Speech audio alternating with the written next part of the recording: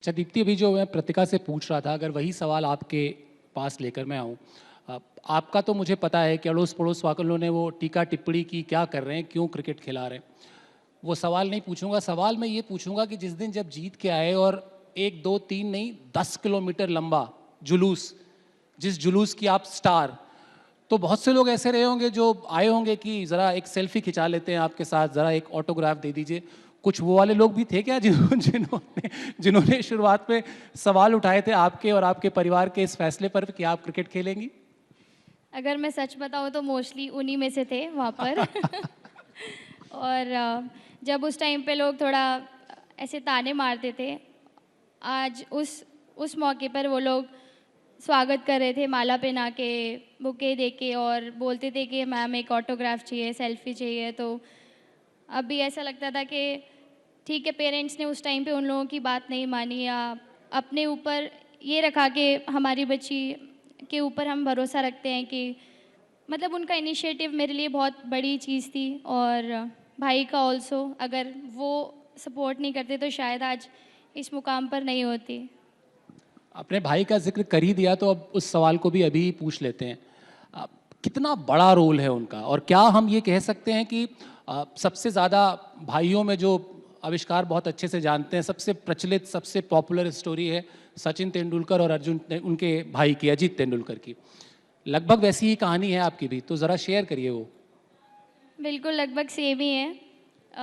मतलब मुझे हमेशा अच्छा लगता था क्रिकेट, और ये भी रहता था कि लाइक एक दिन इंडिया को रिप्रेजेंट करना है और उस मुकाम पे खेलना है। तो बस एक थ्रो ने ही काफ़ी जर्नी मेरी चेंज कर दी। तो बस यही रहता था कि भैया के साथ प्रैक्टिस करना है, और फिर उसी लगन से मेहनत करती रही मैं डे 1 से लेके अभी तक, और कभी पीछे मुड़ के नहीं देखा। लेकिन उस चीज़ में भैया का सेक्रीफाइस बहुत था, क्योंकि पहले वो जॉब करते थे, फिर जब उनको पता चला कि मेरी प्रैक्टिस थोड़ा गैप दे के हो रही है, रेगुलर नहीं हो पा रही है, तो फिर उन्होंने अपनी जॉब छोड़ी और फिर मेरे पे ही फोकस किया स्टार्टिंग से। वो थ्रो क्या था, थ्रो ज़रा बताइए।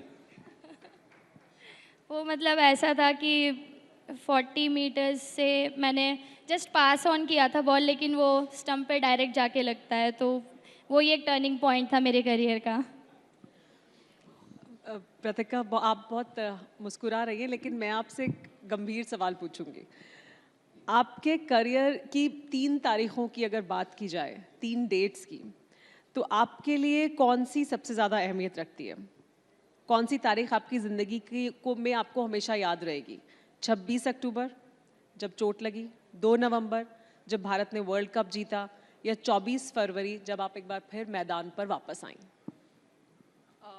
आई थिंक सबसे पहला तो जब हम वर्ल्ड कप जीते 2 नवंबर, वो सबसे फर्स्ट है मेरी मेमोरी में।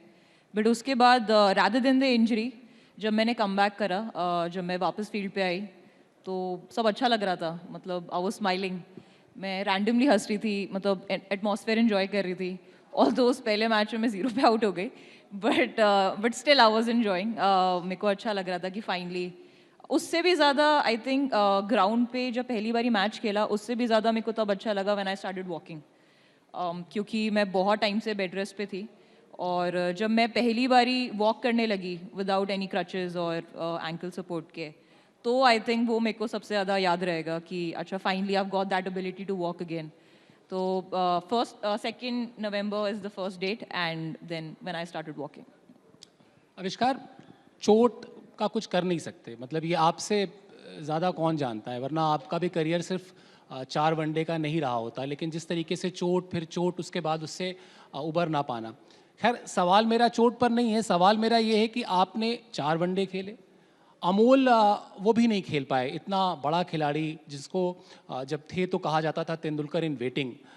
लेकिन आप लोगों ने क्या जादू किया, मतलब एक खिलाड़ी जिसने इंटरनेशनल क्रिकेट नहीं खेला है और एक खिलाड़ी जिसने 4 वनडे मैचेस खेले हैं, उसने इन लड़कियों में क्या स्पार्क भर दिया कि वर्ल्ड चैंपियन बना दिया आप लोगों ने? क्या था माहौल, क्या थी वो सक्सेस का जो मंत्रा कहते हैं, वो क्या मंत्रा रहा आप लोग का, आपका और अमोल का, जो आपने इनकलकेट किया इन बच्चियों में?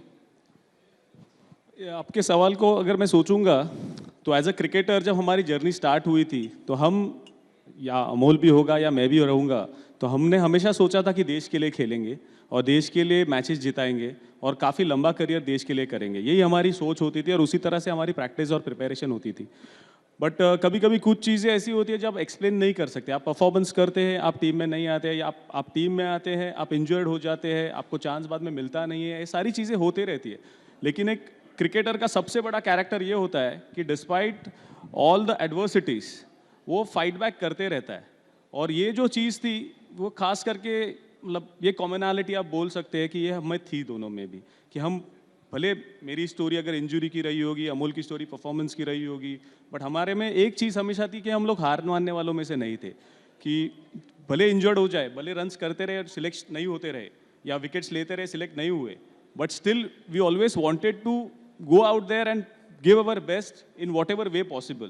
And then the transition came, जहाँ पर हम लोग खेल से हम लोग कोचिंग में आ गए।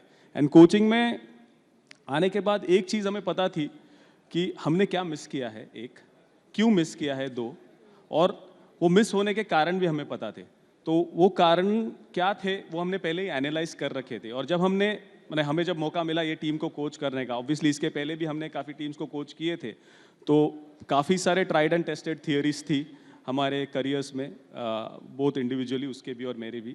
एंड वो सारा एक्सपीरियंस लेके जब हम हमारी ये महिला टीम के कोच बने, तब हमें एक चीज़ तो पता थी कि ये टीम में काफ़ी हंगर थी, जीतने का जज्बा था और मेहनत करने का इनका जज्बा था काफ़ी। इन्हें खाली राइट डायरेक्शंस देने की ये थी कि कैसे हम इनको अच्छी तरह से गाइड कर सके।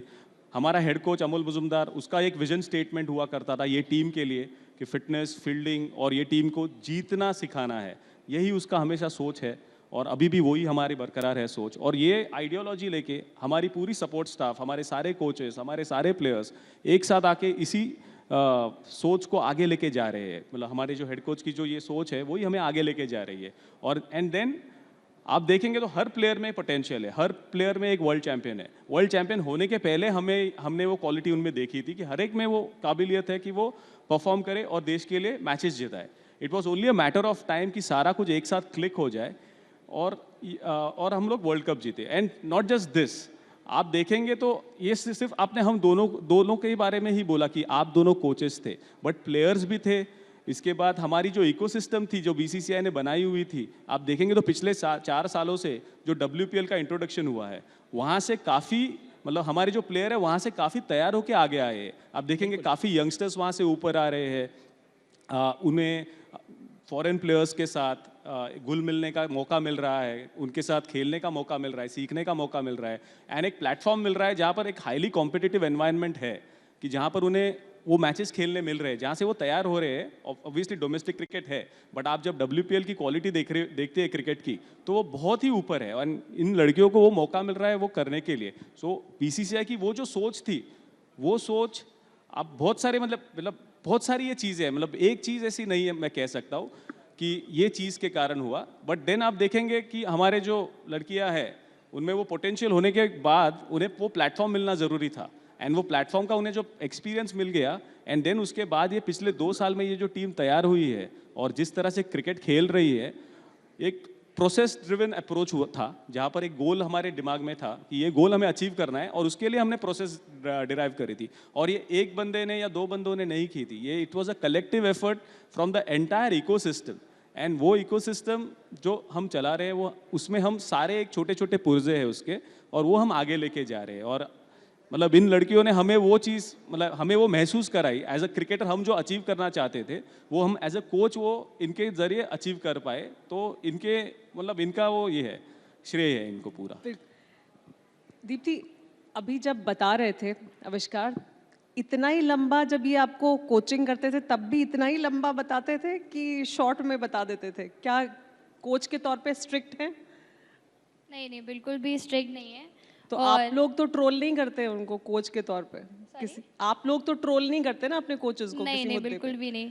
कभी भी सर बताते हैं तो बहुत शॉर्ट एंड लाइक स्वीट रखते हैं, और जब भी बताते हैं तो हम लोग बहुत अच्छे से ध्यान से सुनते हैं। एज अ बॉलिंग यूनिट जब भी बताते हैं तो बहुत अच्छे से हम उस चीज़ को सुन के अप्लाई करते हैं फिर प्रैक्टिस में।